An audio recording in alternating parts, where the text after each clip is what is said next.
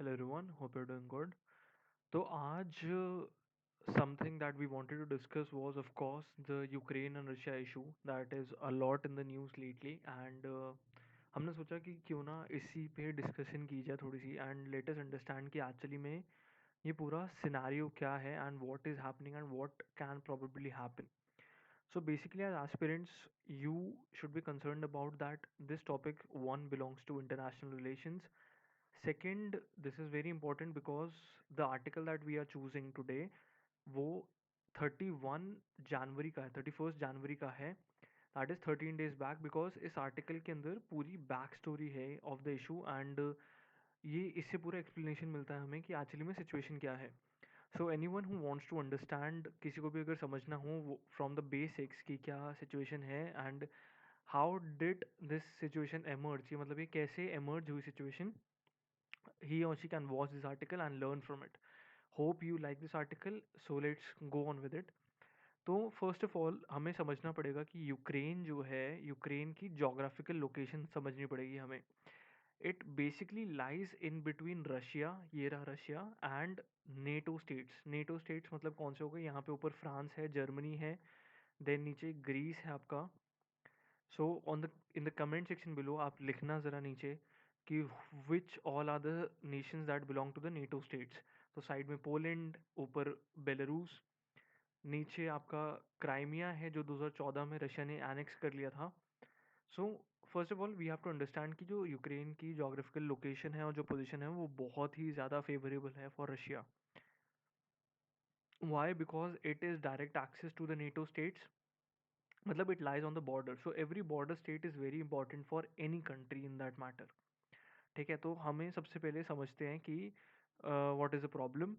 तो Ukraine has become a bone of contention. Bone of contention का मतलब है एक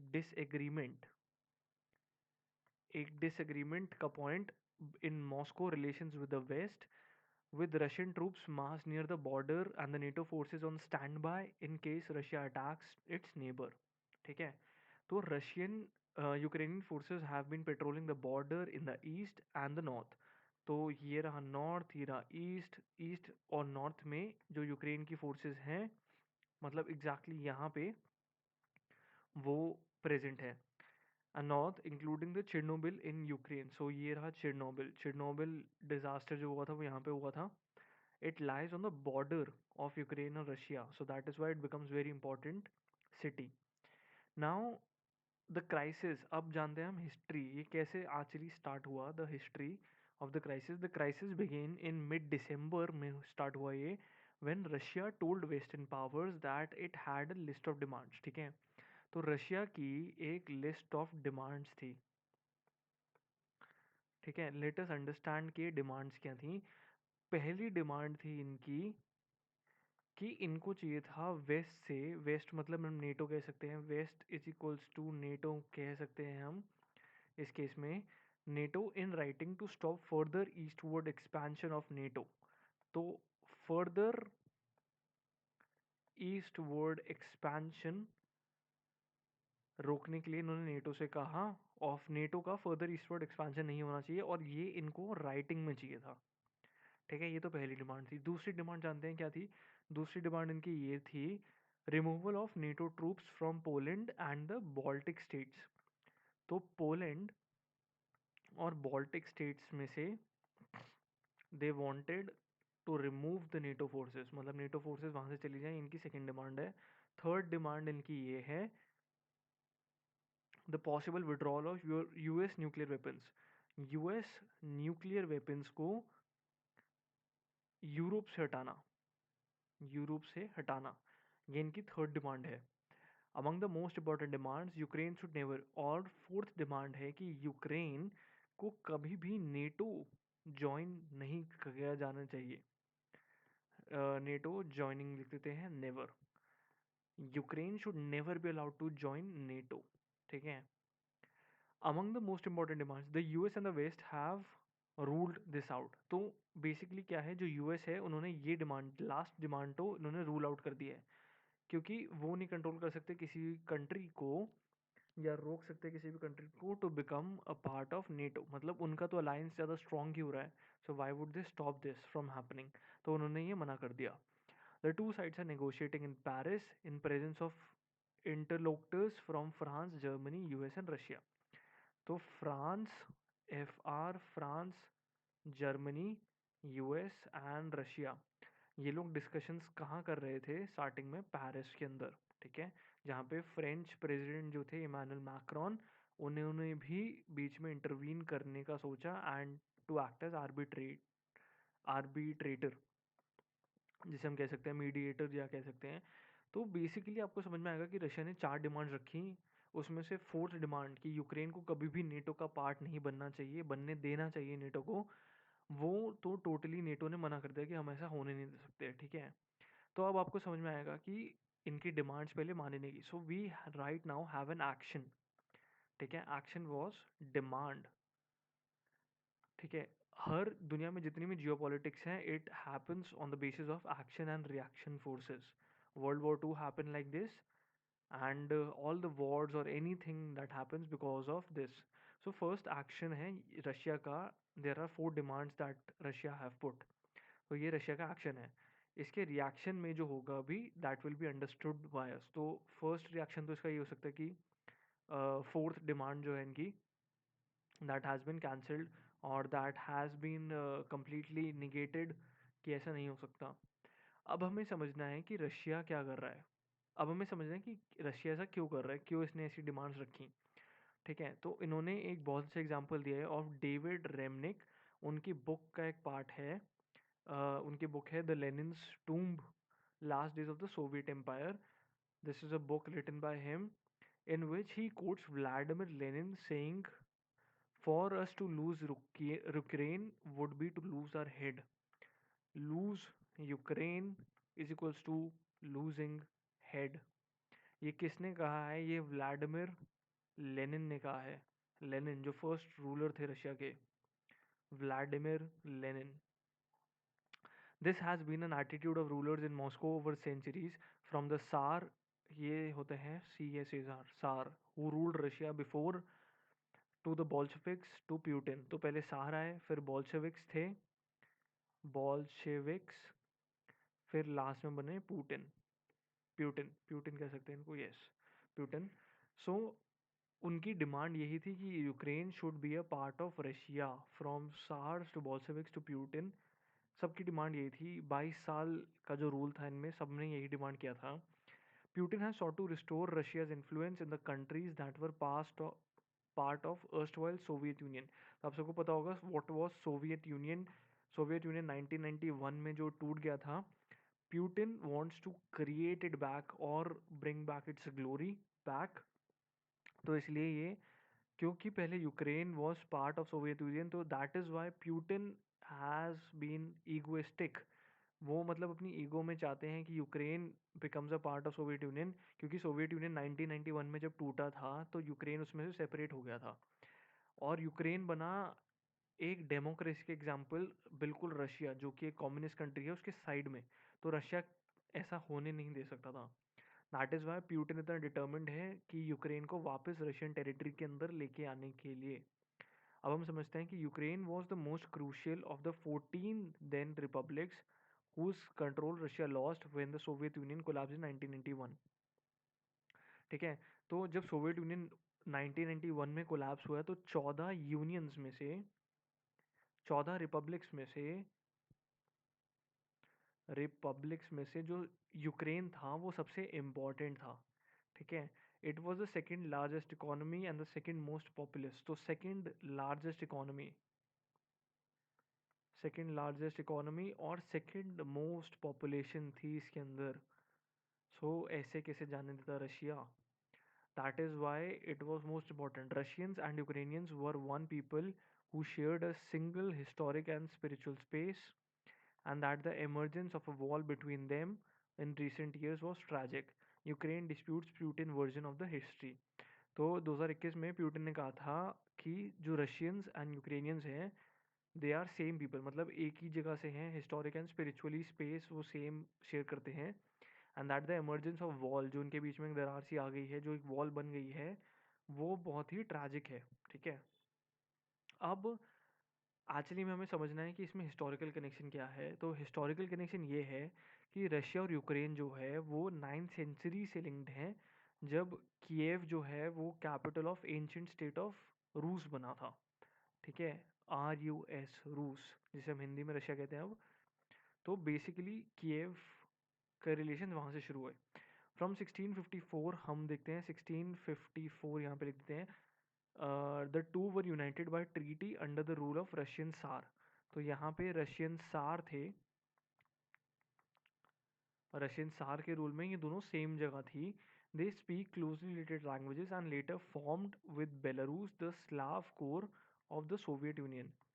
तो हम देख सकते हैं यहाँ पे स्लाव कोर, right?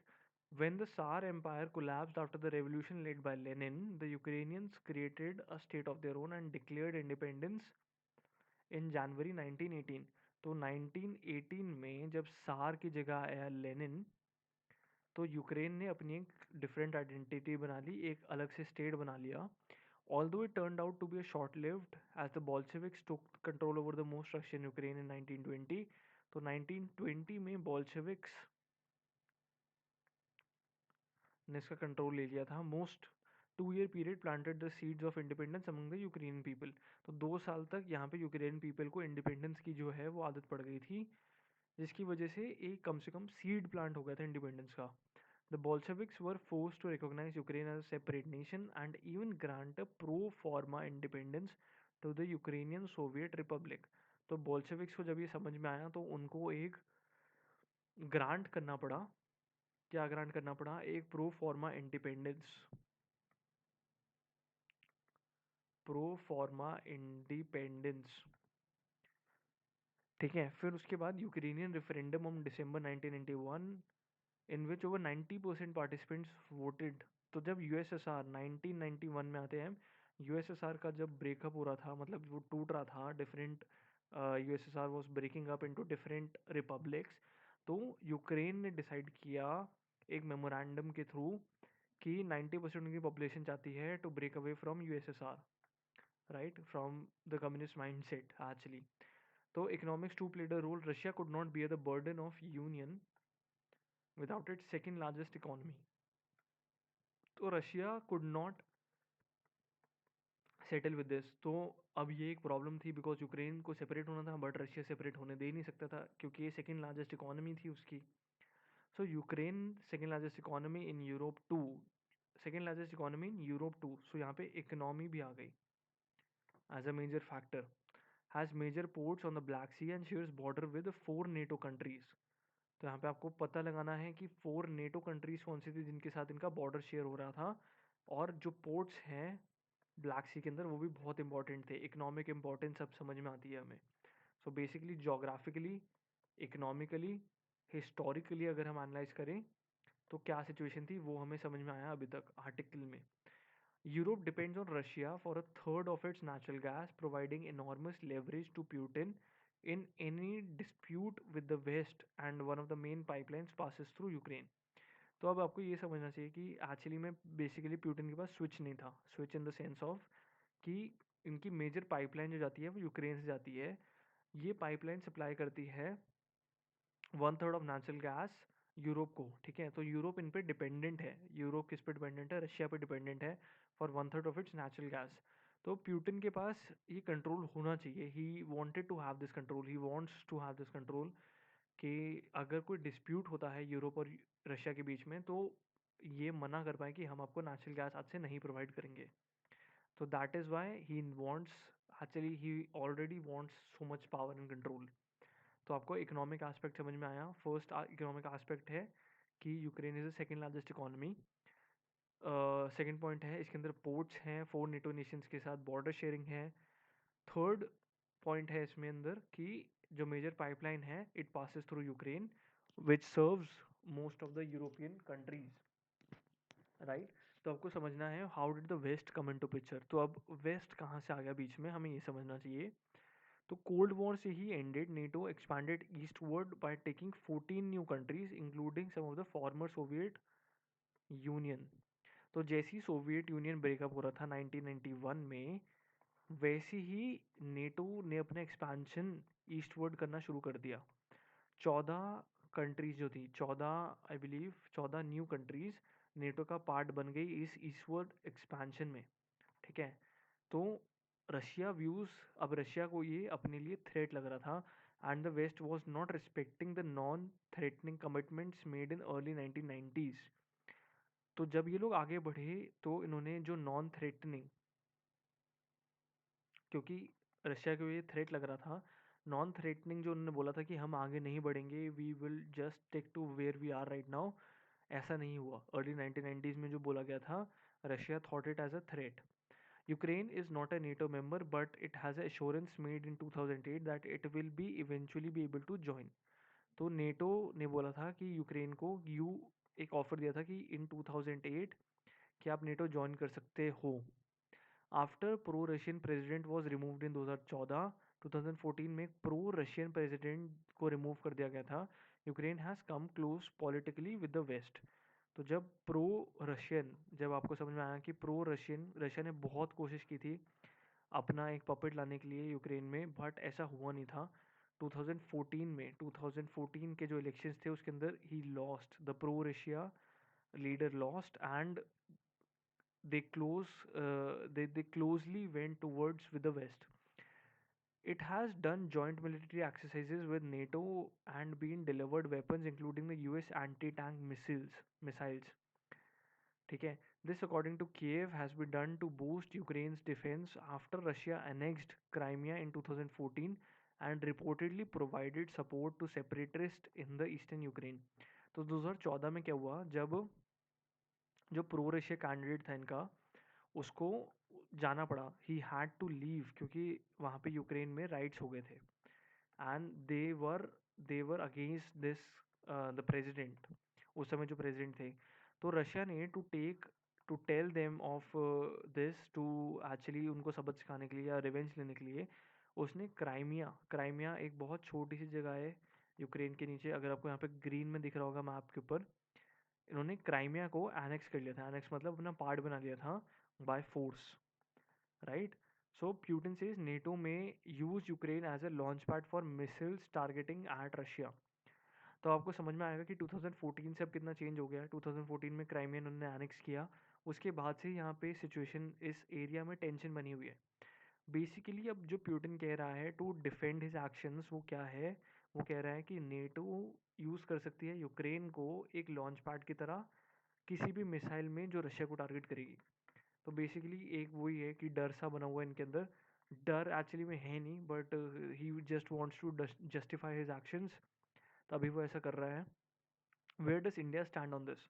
तो अब बेसिकली हमें आंसर राइटिंग के पॉइंट ऑफ व्यू से ये समझना है कि इंडिया का स्टैंड क्या है।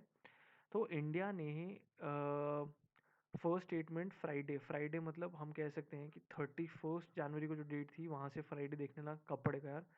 31 जनवरी वॉज मंडे, फ्राइडे वॉज 28 जनवरी। 28 जनवरी को इंडिया ने अपना फर्स्ट स्टेटमेंट रिलीज़ किया था। वो स्टेटमेंट बेसिकली कुछ था नहीं, बस यही था कि we are monitoring the situation closely. Our embassy in Kiev is also monitoring local developments. We call for a peaceful resolution of the situation through sustained diplomatic efforts and long-term peace and stability in the region and beyond. तो basically कुछ नहीं था, एक normal सा stance था, middle stance की we are not siding with anything और any, it was not a statement, basically just yes we are keeping an eye on the situation. तो अब now what is happening is 19 जनवरी को US deputy secretary of state Wendy Sherman ने call up किया था हमारे foreign secretary को, and उन्होंने डिस्कस किया था Russia's concerning military buildup on Ukraine's border. ठीक है, तो जब यूएस डिस्कस कर रहा है हमारे साथ व्हाट आर द प्लानिंग, या फिर इट्स एक्चुअली आस्किंग कि what stands are we taking with key strategic partners on both sides, India can't afford any hasty moves. तब प्रॉब्लम ही यही है कि we were a part of N A M का मतलब आप मुझे कमेंट सेक्शन में बताइएगा। तो we have key strategic partners, US भी हमारा बहुत अच्छा पार्टनर है एंड रशिया भी हमारे बहुत अच्छे पार्टनर है। तो we have key strategic partners, वो दोनों साइड में हमारे पास बहुत स्ट्रेटेजिक पार्टनर्स हैं जो हैं जिनकी हमें ज़रूरत पड़ सकती है, जिसकी हमें ज़रूरत पड़ चुकी है. While there is a concern about Russia's muscle flexing, India does not want to jeopardize its close military ties with Moscow, particularly amid the standoff with China in eastern border. तो बेसिकली क्या है, Russia and China का एक access बना हुआ है, Russia China access बोलते हैं इसको. ये रहा रशिया चाइना एक्सेस. बिकॉज दोनों कम्युनिस्ट कंट्रीज हैं, अपने आप को बिल्कुल अच्छे से समझती हैं, साथ में हैं, रिसोर्सेज थोड़े से हैं इनके पास, एंड सुपर पावर्स भी अपने आप को कंसिडर करती हैं. दैट इज़ वाई इनका जो एक्सेस है वो उसको तोड़ने के लिए हमें एक साइड का पार्ट होना पड़ेगा. तो चाइना अगर हमसे कुछ भी प्रॉब्लम करता है then Russia is the one जो सॉल्व करवा देता है उसको. तो this has happened in the past and this can happen in the future. That's why हमको रशिया की ज़रूरत है. सेकेंड, डिफेंस के लिए भी रशिया की ज़रूरत है, बिकॉज एनीथिंग अभी यहाँ पे आपको नेक्स्ट में समझ में आएगा. अफगानिस्तान में भी we took the help of Russia to clear our embassies and something like this to help actually the Afghanistan population. What's our stake in these ties? तो अब हमें समझना है कि इसमें स्टेक पे क्या है. The relationship with Russia goes back 7 decades, मतलब 70 साल से हम रशिया के साथ रिलेशनशिप में हैं. एक रिलेशनशिप बहुत ही स्ट्रैटेजिक है, डिफेंस है, बहुत ज़्यादा ही ऐसा रिलेशनशिप है जिसके अंदर Russia has always helped us, we have always helped Russia. While it has stagnated in some areas and atrophied in others, the strongest pillar is defense. Defense आपको ब्रह्मोस का पता होना चाहिए इसमें. It was a combined effort with Russian scientists and Indian defense industry. Although New Delhi has consciously diversified new purchases from other countries, bulk of defense supplies estimate 60 to 70% हमारी 60 से 70% जो defence की सप्लाईज हैं 60 to 70% वो Russia से आती हैं. Then हमारे जो प्राइम मिनिस्टर हैं had informal summits with the heads of only 2 countries, Putin and China's ex-JP Xi Jinping. Russia has now emerged as a key diplomatic player amid tension between India and China. Indian and Chinese foreign and defense ministers have negotiated in Russia. तो basically when we had a problem with China we discussed it with Russia and Russia ने उसको mediate किया था. तो that is why Russia becomes very important. Russia is also key to India's engagement in Afghanistan after Kabul fell to Taliban. तो 3 से 4 points हैं. First point ये है कि हमारा डिफेंस जो है, डिफेंस में हेल्प करते हैं रशिया. सेकेंड पॉइंट जो है चाइना इशू में हेल्प करता है रशिया. थर्ड पॉइंट अफगानिस्तान या फिर कोई भी ऐसा क्राइसिस आउटसाइड आर सॉइल होता है तो उसके अंदर भी हेल्प करता है रशिया. तो Russia has helped us. 7 decades का रिलेशन कह सकते हैं इसको. एक स्ट्रैटेजिक पार्टनरशिप एंड रिलेशनशिप चला है 7 decades का ये. And yes, so what about the ties with the west. सो अब हमें देखना है कि वेस्ट के साथ हमारे जो टाइज हैं उसका क्या इम्पैक्ट है इस पे. यूएस और यूरोप बहुत ही इंपॉर्टेंट पार्टनर्स हैं इंडिया के लिए.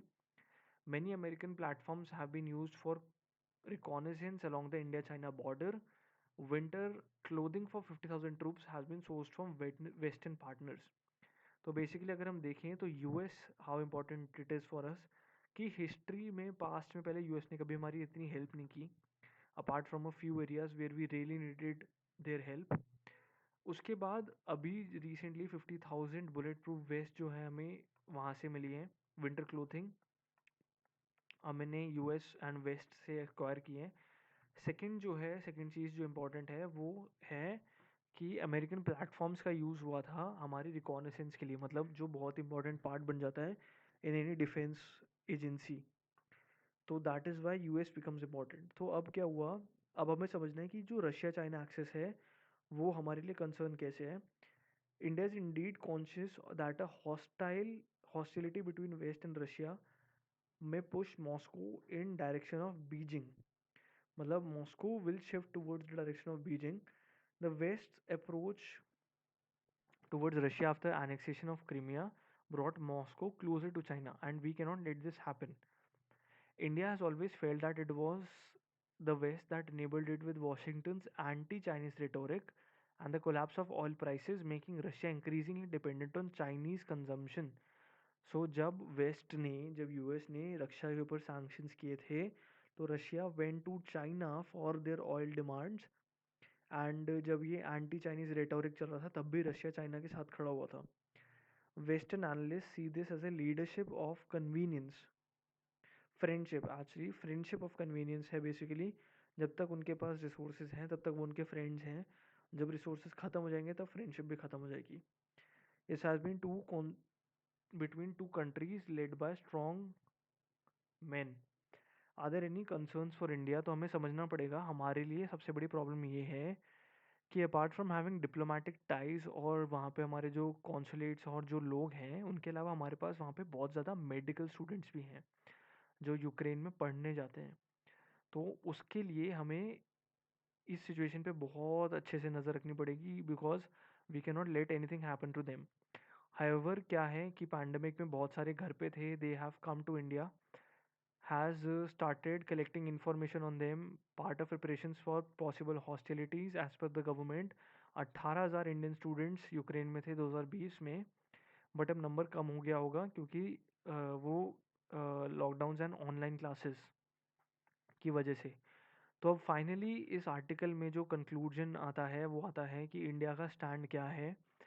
Putin has thanked India for restrained and objective stand and called up the Prime Minister Manmohan Singh to express his gratitude. जब ये रशिया ने क्रीमिया 2014 का जब ये कॉन्फ्लिक्ट हुआ था तब प्यूटन ने Manmohan Singh, prime minister Manmohan Singh, doctor Manmohan Singh को थैंक किया था कि उनका रिस्ट्रेंड एंड ऑब्जेक्टिव स्टैंड जो था उस पर.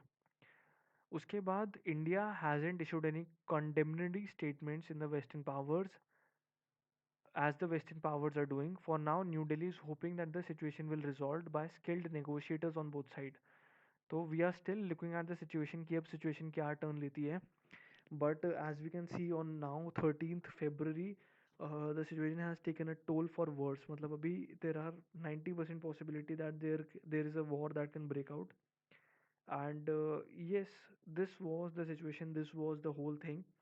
आपको जो इम्पोर्टेंट चीज़ इसमें समझ में आनी चाहिए कि बेसिकली जो रशिया है उसके लिए Ukraine is more of like a crown on the empire. ये बहुत पहले से कोशिश कर रहा था कि Ukraine should never leave the Russian empire और द रशियन जो सोवियट था. जब से वो उसने लीव किया तब से it was a very ticking time bomb in Russia's belt. And इनको उसका they wanted to undo this जो यूक्रेन ने किया था. But again it's just strong man tactics जो रशिया प्ले कर रहा है. तो इसमें कुछ ईयर्स ऑफ कॉन्फ्लिक्ट दिए गए हैं. 2004 में ऑरेंज रेवोल्यूशन आया था जिसके अंदर जो प्रो रशिया रूलर था वो जीत नहीं पाया था, एंड प्रो वेस्ट रूलर हम कह सकते हैं जो वेस्ट की आइडियोलॉजी से लाइन था वो जीता था. ठीक है, 2014 में मैडन प्रोटेस्ट हुए थे क्योंकि जो इनका प्रो ईस्ट जो प्रो वेस्टर्न रूलर भी था जो नेटो के साथ था उसने रशिया के साथ डील कर ली थी. दैट इज़ वाई बहुत ज़्यादा प्रोटेस्ट हुए थे जिसमें उसको स्टेप डाउन करना पड़ा, भागना पड़ा. 2014 में तो रशिया ने अपनी डोमिनेंस एसर्ट करने के लिए क्रीमिया को अपना पार्ट बना लिया, एनेक्स कर लिया. ठीक है, उसके बाद बहुत सारी चीज़ें हुई. अभी तक जो फाइट थी वो चल रही थी, कॉन्फ्लिक्ट जो है वो अभी भी चल रही थी. तो अब फाइनली अब ऐसा हो गया कि रशिया ने भी अपनी सारी फोर्सेस जो है यहाँ पे लगा दी हैं. अब ये लोग इन्वेट करने के लिए रेडी हैं. एंड बस ये लोग अब ये देख रहे हैं, they are just evaluating the situation कि क्या है. एंड वहाँ पे नेटो ने अपने फोर्सेस रेडी कर रखे हैं on the eastern side of the border, eastern northern side of the border, कि if Russia attacks they will also move forward and it will be a full blown war for Ukraine. So that's it, that was the issue. In this article हमने समझ में आया कि India का stand क्या है. Initially हम समझ सकते हैं क्योंकि आर्टिकल पुराना है, तो इंडिया का स्टैंड इनिशियली क्या था. In the coming days and in the coming segments हम थोड़ा एनालाइज करेंगे कि सिचुएशन और क्या डेवलप हो रही है, and more articles on this issue क्योंकि ये बहुत ही ज़्यादा प्रेसिंग इशू है, हमें समझ में आना चाहिए. So that is it. Hope you like this article. And this article came in Indian Express for 31st January. For 31st January, editorial ही था ये. And thank you for staying this long. All the best for exams. Do share and subscribe the channel for more videos like this. And keep supporting us. Thank you everyone.